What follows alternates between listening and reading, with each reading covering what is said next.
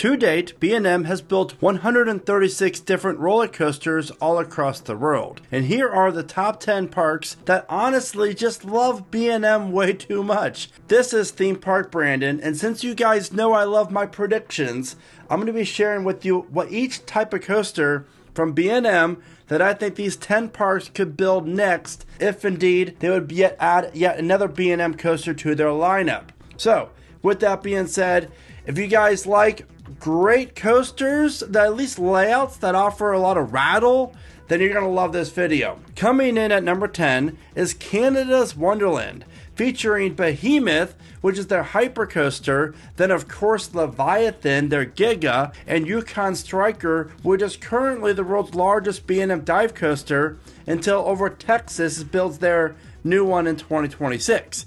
Now, the big question is for Wonderland is what type of B&M coaster should they build next? So just to give you a quick rundown on B&M, on the type of coasters, you're talking the Surf Coaster, which is a new modern stand-up coaster, a flying coaster if they'd ever build those again.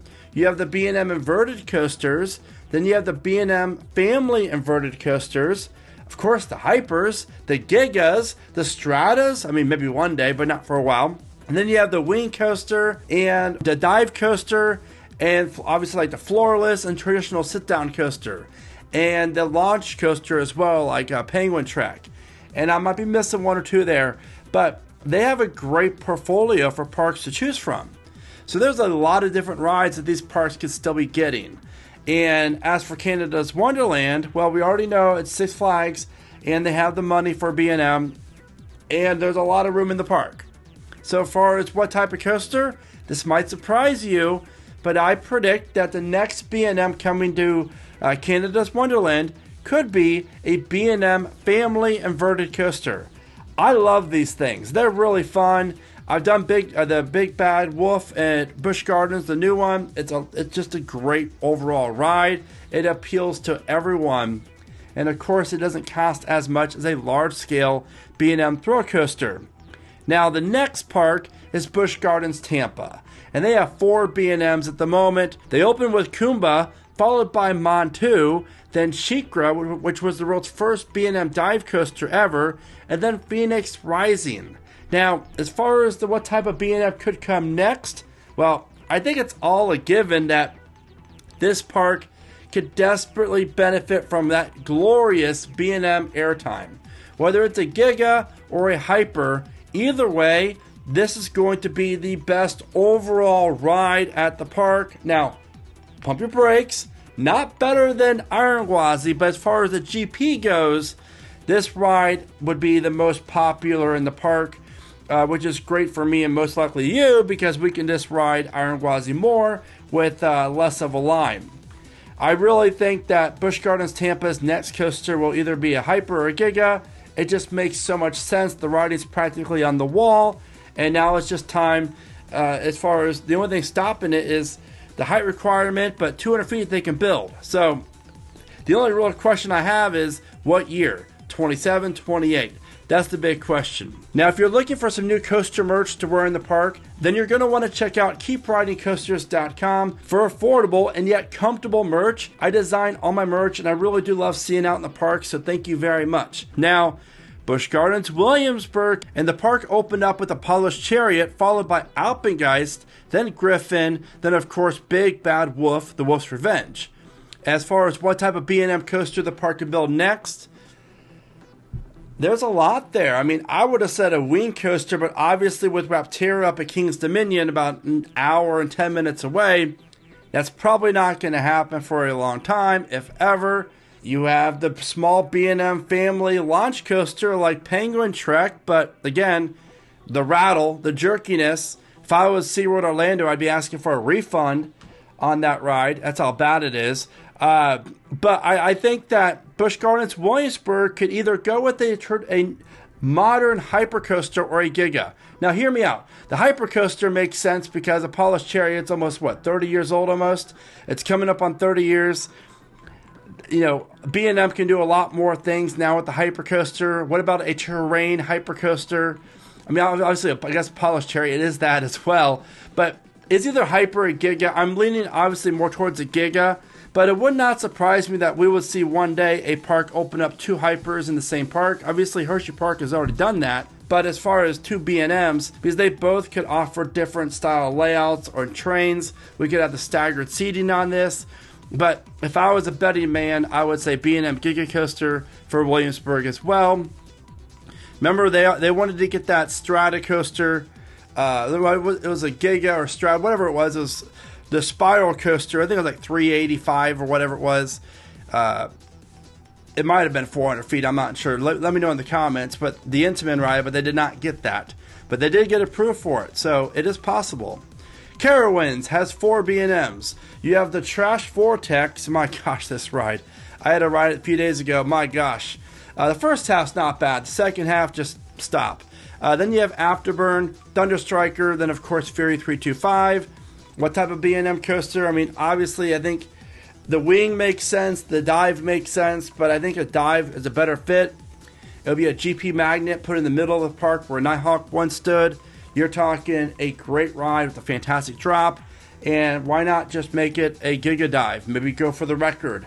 That right there, I'm telling you, would bring back the buzz at Carowinds and more people coming to the park because it dominates the skyline in the center of the park. Market that ride like crazy.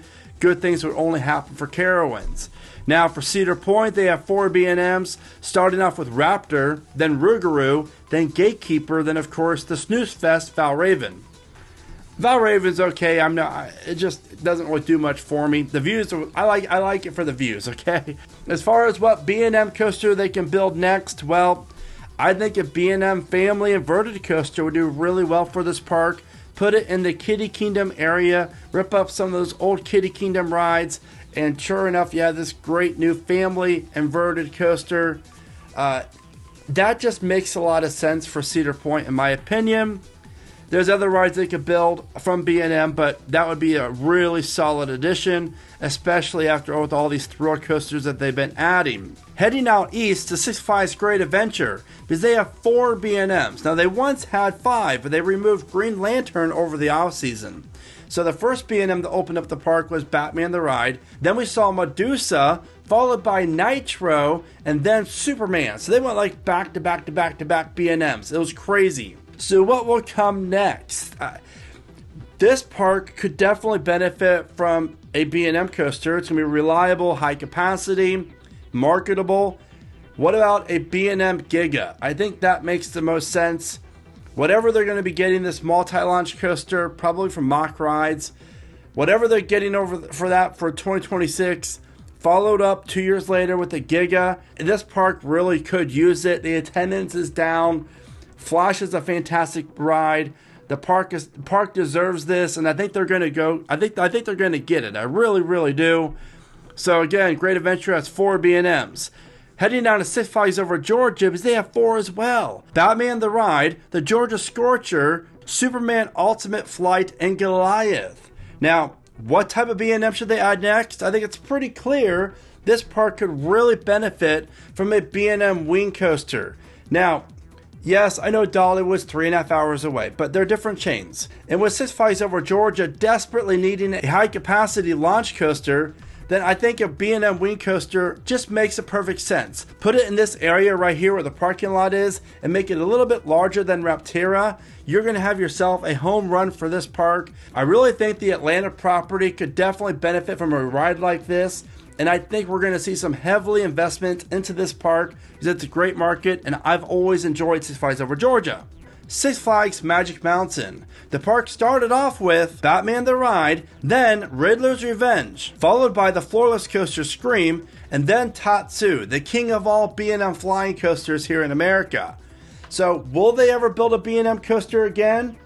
Not if Six Flags was still Six Flags. Now that it's combined, yes, 100%. What type of coaster makes the most sense? Well, a B&M Giga. I mean, obviously, I hate saying 3 or 4 gigas in this video, but if there's the funds and the approval from the city, this is the best bang for your buck. This is a ride that would really put Magic Mountain on the map even more so, but really compare it even tighter with Cedar Point when it comes to the best overall coaster collection. That or a full-scale B&M launch coaster. Think Penguin Trek, but no rattle, but a Velocicoaster style layouts, 3 or 4 inversions, multi-launch, quick transitions, tunnels, a more thrill factor to it. Now it's time to talk about the parks that have 5 B&M coasters. Yes, 5, and there's 2. The first one, SeaWorld Orlando, and they started off with Kraken, then Manta, followed by the world's best hypercoaster in Mako. Then we saw Pipeline, the world's first surf coaster, and then Penguin Trek. 5 coasters from B&M. This park's kind of landlocked. Do they have room for a new B&M coaster? I mean, sure, there's always ways to build rides. These parks are really good at it. And I think that SeaWorld Orlando could really benefit from a modern B&M inverted coaster. Now think about this. Yes, we have Montu at Busch Gardens Tampa, but Doing Dragons is no longer in Orlando. So at the moment, there's no real large-scale inverted coaster in the Orlando market. I think it's a huge hit for SeaWorld Orlando to build something like Banshee, a little bit bigger, maybe have it go out onto the lake in some aspect and feature a bunch of inversions, a great drop. I just think it makes a lot of sense. SeaWorld Orlando could really benefit for this style of ride, and I think they definitely have a shot at doing this. Now, the last one is Six Flags Great America, located in Chicago. And it all started with the original, the OG, not really the best one, but Iron Wolf, the old stand-up coaster. Now, it's not there anymore. So actually, Six Flags Great America has been home to 6 different B&M coasters over time, but there's only 5 in the park. And the oldest one's Batman the Ride, which is the original, by the way. It's fantastic. Then they opened up Raging Bull, followed by Superman Ultimate Flight, then X-Flight, and then in 2025, they opened up Wrath of Rashaza, the B&M dive coaster, which honestly looks really impressive. Now, the sad news is I've heard the back row is really, really rough, which is just really unfortunate. But what type of B&M coaster could this park build next? Well, what about a B&M surf coaster? We already know that Pipeline's pretty popular in Orlando. It's a very fun ride. I like it. Horrible capacity. But could we see something like that being added to Great America? Possibly so. I honestly do not know if we'll ever see a new surf coaster open up here in the States. But if it's not a surf coaster, then I think a multi-launch thrill coaster featuring multiple inversions, quick transitions for this park from B&M would just really be a solid addition for the park and really help round out this amazing collection of coasters and make it arguably a top 3 in the Six Flags chain in terms of coasters. So now that wraps up the top 10 parks that love B&M way too much. Now, I want to know your thoughts on B&M. Do you like them? And what's your favorite B&M coaster? Also, check out how I ranked my top 25 coasters in the video at the bottom of your screen. With that being said, you know what to do. Let me know your thoughts in the comments and your predictions. And as always, thank you so much for watching. Remember to smile today, think positive, and of course, keep riding coasters.